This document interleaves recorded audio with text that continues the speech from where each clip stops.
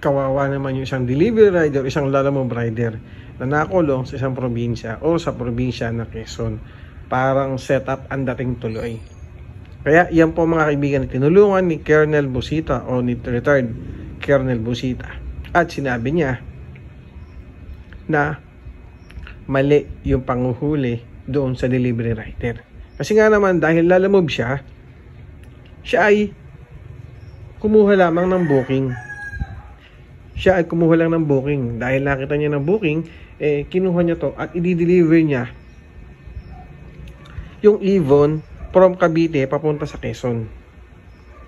Yung pala ay ang nagbook dito ay asset na or tinatawag nilang asset. Parang gano'n sa paliwanag ni Colonel Busita.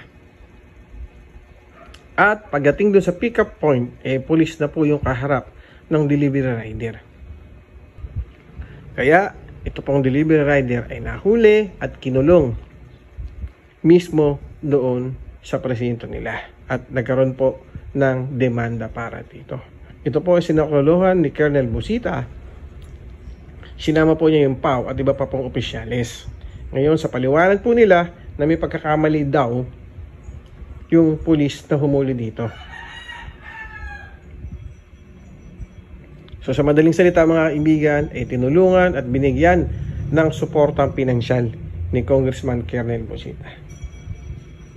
Kaya tayo mga rider, especially sa mga lalamove, mag-ingat po tayo sa mga kinukuha nating order, parcel, o booking. Baka mamaya matulad po tayo dito. Ang hirap po nung gano'n, di ba?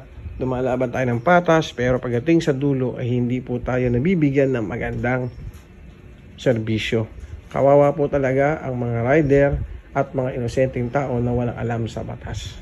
Okay? So ilang mga kaibigan, nagpapaalala lang po ako sa inyo na mag-iingat po tayo, especially sa mga delivery riders at syempre sa mga motorcycle taxi. Okay? Ingat po tayo palagi. Thank you.